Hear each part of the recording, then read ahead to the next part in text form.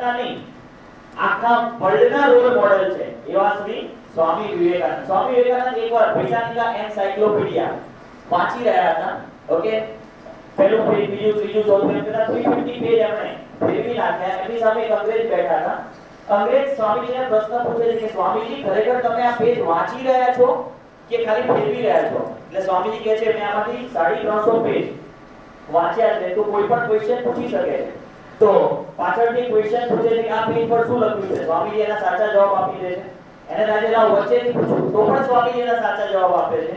એને થાય છે લાવ આગળથી પૂછું, તો પણ સ્વામીજી એના સાચા જવાબ આપે છે. ત્યારે ખરેખર પેલા અંગ્રેજને પણ થાય છે શું આવી પણ યાદ શક્તિ હોઈ શકે?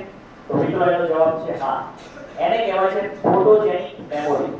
ઓકે, જેને કહેવાય સ્કેનિંગ ફોટોજેનિક મેમરી. અમે આખી જે સિવિલ કરીએ છીએ લગભગ વર્કશોપ જે કરીએ છીએ 2 ડેઝ ની અંદર, એમાં એ ફોટોજેનિક મેમરી કેવી રીતે ડેવલપ કરવી એની ઘણી બધી ટ્રેનિંગ્સ પણ આપીએ છીએ.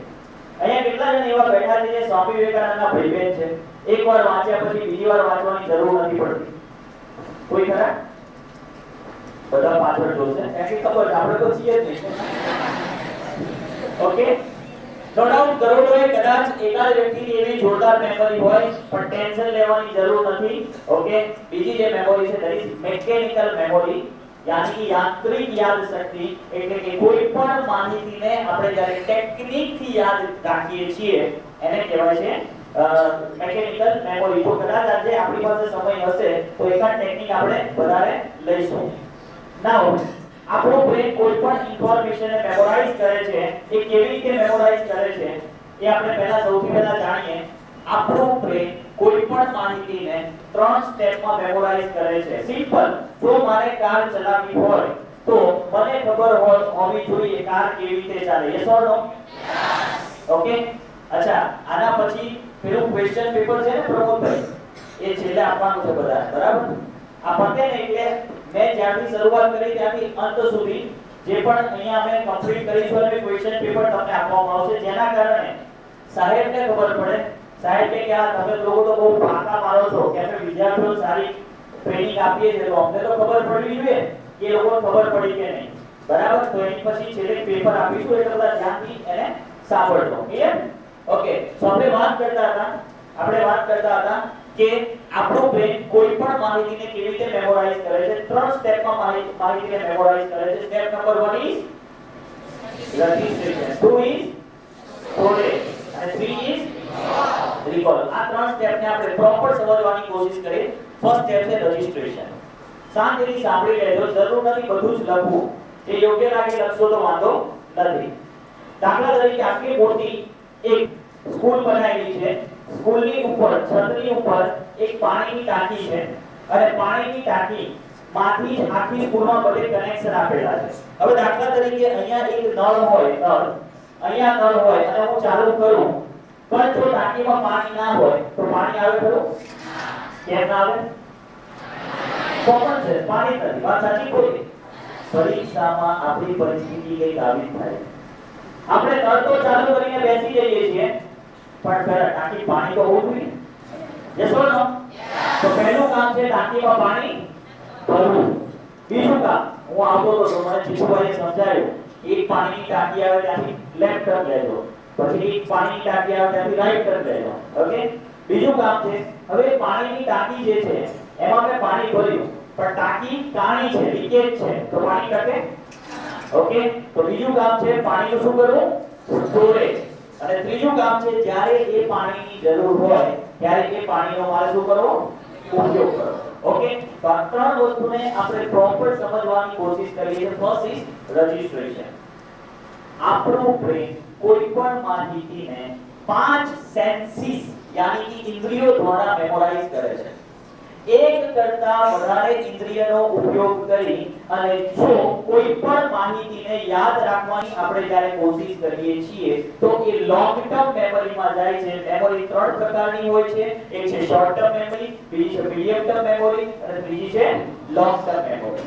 ઓકે, તો એક કરતા વધારે ઇન્દ્રિયનો ઉપયોગ કરી અને આપણે માહિતીને જ્યારે યાદ રાખવાની કોશિશ કરીએ છીએ તો એ લોંગ ટર્મ મેમરીમાં જાય છે. એક્ઝામ્પલ દ્વારા હું સમજાવવાની કોશિશ કરીશ. ઓકે, ગઈકાલે રોઝ ડે હતો, ખબર? બધા ખબર સાહેબ. મતો આખરે ખબર પડી કે આજે રોજ ડે હતો. હા, વેલેન્ટાઇન ડે આવે મતો એ પહેલો યાદ હતો.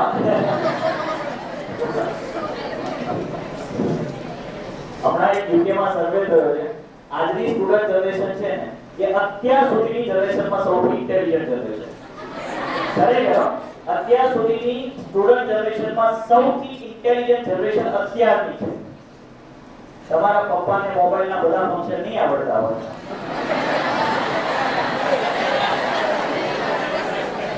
ઓકે, સો સમજી ગયા? જો આપણે બોલવા જરૂર પડી કેટલા ઇન્ટેલિજન્ટ લોકો. સાહેબ મને કીધું કે સ્ટુડન્ટ માટે લાવો. મેં કીધું અમારી માટે ચેલેન્જ છે કે આટલા બધા ઇન્ટેલિજન્ટ લોકો સમજાવશું પ્રોબ્લેમ ને બધું ખબર પડે છે ને. ઓકે, સો આપણે વાત કરતા હતા કે હું તમને એક રોજ વિશે માત્ર વાત કરી રહ્યો છું, ગુલાબ વિશે વાત કરી રહ્યો છું. માત્ર તમે સાંભળો છો તો કદાચ 6 મહિના પછી એમાંથી 20% માહિતી યાદ હશે. કેમ? કારણ કે તમે માત્ર એક સેન્સનો ઉપયોગ કર્યો છે. હું એ રોજનું પિક્ચર તમને અહીંયા બતાવું છું અને પછી એ રોજ વિશે તમને માહિતી આપું છું તો કદાચ તમને 20% સુધી યાદ હશે. કેમ?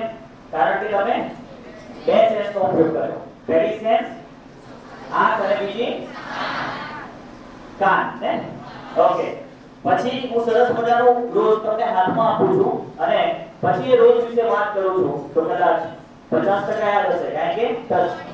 પછી કહું છું કે આ રોજની તમે સ્મેલ લો બહુ સરસ છે અને પછી વાત કરું છું તો કદાચ 70% સુધી યાદ હોય બીકોઝ તમે ચોથી સેન્સ યુઝ કરી ધેટ ઇઝ સ્મેલ. અને પછી હું તમને કહું છું કે રોજમાંથી ક્લિપ લઈ અને તમે ટેસ્ટ કરો અને હું રોજ વિશે વાત કરું છું તો કદાચ 90% સુધી પણ યાદ રહી શકે છે. સિમ્પલ. કોઈ પણ માહિતીને એક કરતા વધારે ઇન્દ્રિયથી જો તમે રજીસ્ટર કરવાની કોશિશ કરો છો તો એ લોંગ ટર્મ સુધી યાદ રહે છે અને વધારે પર્સન્ટેજમાં યાદ રહે છે. Is it clear? હવે તમને થાય બધી વાત સાચી પણ ભણવામાં એનો ઉપયોગ કરવો કેવી રીતે? ઓકે, સરસ મજાની એસએસ ની બુક લેવાની, એની અંદર સરસ મજાનું ફ્રૂટનું સ્પ્રે નાખવાનું.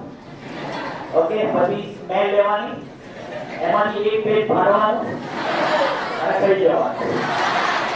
ગેરંટી યાદ રહેશે નહીં.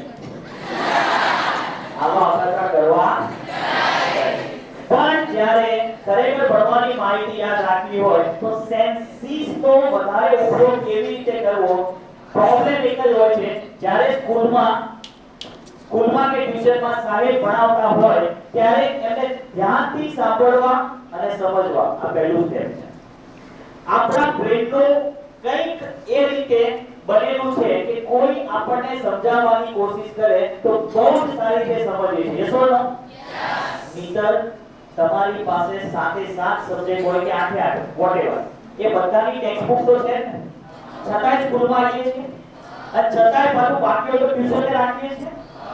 ઓકે, પણ પ્રોબ્લેમ એ છે સ્કૂલ અને ટ્યુશનમાં જે પર્પસથી જઈએ છીએ એ પર્પસ સોલ્વ થતો નથી. ત્યારે આપણે દાખલા મારીએ છીએ આગળ પાછળ ઉપર નીચે આજુબાજુ અને સાહેબ ભણાવીએ છે એ જ લેસનને ઘરે જઈ અને ફરી રીડ કરીને સમજવાની કોશિશ કરીએ છીએ. યસ ઓર નો? એના કરતા બેટર છે જ્યારે સર ભણાવતા હોય, ટીચર ભણાવતા હોય ત્યારે શાંતિથી એને સાંભળી અને સમજવાની જ્યારે કોશિશ કરીએ છીએ. ઓકે, અને પછી ઘરે જઈને જો આંખ બંધ કરીને વિઝ્યુઅલાઇઝ કરવાની કોશિશ કરીએ છીએ તો એને વધારે સારી રીતે મેમરાઇઝ કરી શકાય છે. આગળ આપણે એની વિશે થોડી વિશેષ વાત કરીશું. Is it clear? Registration. Second is storage. એક વખત ટાંકીમાં પાણી ભરી દીધું એના પછી ટાંકીમાં પાણી સ્ટોર પણ થવું જોઈએ. That is storage. ઓકે, ઘણી બધી વખત મેં જોયું છે કે વિદ્યાર્થીઓની અંદર સવાલ ઘણા બધા નાના મોટા હોય છે. પહેલો સવાલ, આપણા બ્રેન કેટલા કિલોનો બ્રેન હોય છે? કેટલા કિલોનો? હું સાયન્સનો વિદ્યાર્થી નથી સાહેબ, મને નથી ખબર. ઓકે, 1.30 એટલે 1 કિલો ને 300 ગ્રામ, 350. કોઈ બહુ ઇન્ટેલિજન્ટ હોય તો 1 કિલો, વધારે તો 2 કિલો આપણું હો જાય છે. પણ કે ચલો 1 કિલો ને 300 ગ્રામ આટલો નાનો બ્રેન, એમાં 7 સબ્જેક્ટ અને દરેક સબ્જેક્ટમાં 20-30 લેસન. ઓકે, નો ડાઉટ હવે તો સેમિસ્ટર સિસ્ટમ થઈ ગઈ છે. થોડું ઈઝી 12 સાયન્સ 11 સાયન્સ માટે થયું છે. પણ પહેલા જ્યારે હું 2005 થી એડ્યુકેશન રિલેટેડ ઘણા બધા વર્કશોપ્સ આપું છું ત્યારે વિદ્યાર્થીઓ મને સૌથી પહેલા એસએમએસ કરેલો, સાહેબ તમારે લોકોને તો બોલવું છે, અમારી હાલત જુઓ તો ખબર પડે. મેં કીધું ભાઈ શું છે? મને કે અમારી હાલત કેવી થાય ખબર છે? દરિયા જેટલો અભ્યાસ કરો અને નદી જેટલું સમજાય. દરિયા જેટલો અભ્યાસ કરો, નદી જેટલું સમજાય, તળાવ જેટલું આવડે અને કુવા જેટલું યાદ રહે. કે અમારી પરિસ્થિતિ કઈ આવી થાય છે. મને કે હજુ બાકી છે, પત્યું નથી. મેં કીધું ભાઈ હજુ? અને કે ડોલ જેટલું પૂછાય અને ડબલા જેટલું લખાય. ડોલ જેટલું પૂછાય, ડબલા જેટલું લખાય અને ટીપા જેટલા માર્ક આવે. એમાં મમ્મી પપ્પા કોણ સમજાવે કે 90% કેમ આવે?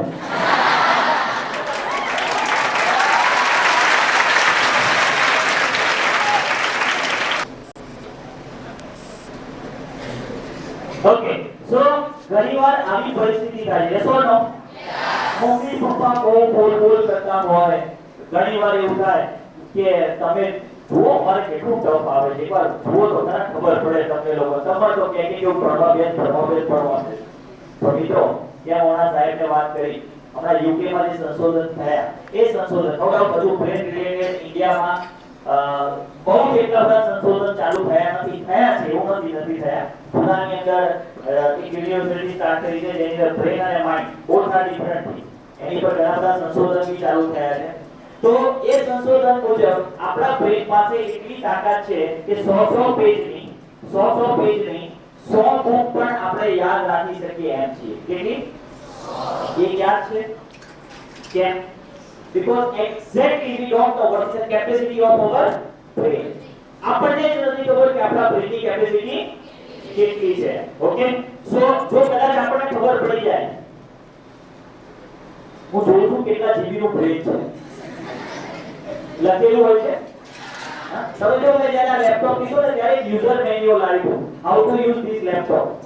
ઓકે, અને એમાં લખ્યું 500 જીબી નું હાર્ડ ડ્રાઈવ છે એની અંદર. હવે જો શું નામ ભાઈ? હાર્દિક જ્યારે જન્મ લીધો ત્યારે આ જીબી લખેલા હતો કેવી બનાવે?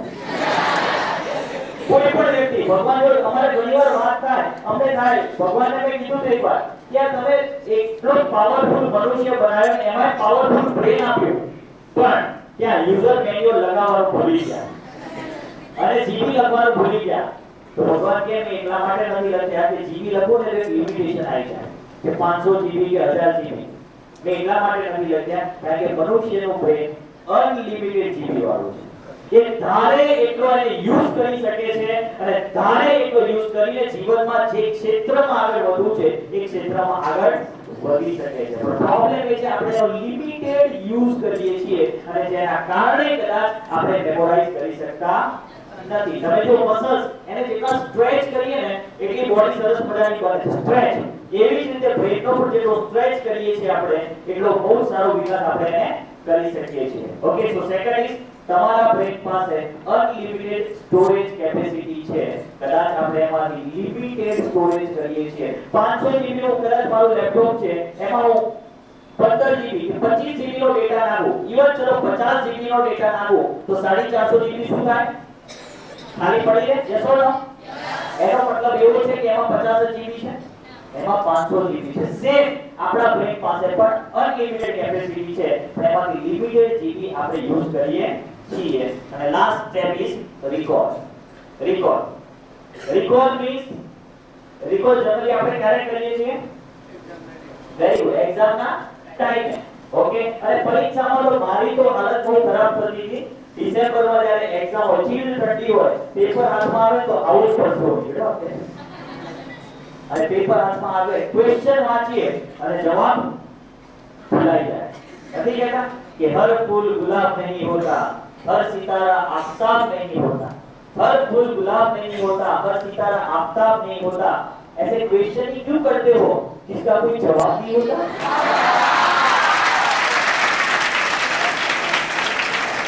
आगे परिस्थिति થાય છે ના મારી તો થતી હતી. ઓકે, એક સરસ મજાનો મૂવી આવ્યો હતો 15 आई थिंक 8-10 વર્ષ થઈ ગયા છે દિલ વાલે દુનિયા ले जाएंगे જોયું આ વર્ષે જો કે 2-3 વર્ષ થયા હશે ઓકે હીરો કોણ હતો હીરોઈન કોણ હતી કાજોલના પપ્પા કોણ હતા very good Amrish Puri okay અને શાહરુખ ખાનના પપ્પા કોણ હતા અનુપમ ખેર ના પાડે પછી પેલું ગીત બી યાદ હશે ને ઘણા બધા ગીત હતા સારા સારા ओके तुझे देखा तो ये जाना अरे आ मूवी बेने अपना बहुत सरस बेटर जवाब आप्યો आ मूवी आज વર્ષે જો 3-4 વર્ષ થયા છે હા ઘણી વાર પણ 2 વર્ષ થયા 3 વર્ષ થયા 4 વર્ષ પહેલા 2 વર્ષ થયા કયા સ્ટાન્ડર્ડમાં હતું 9 સાતમા ધોરણમાં વિજ્ઞાનમાં 8મો પાસ કયો હતો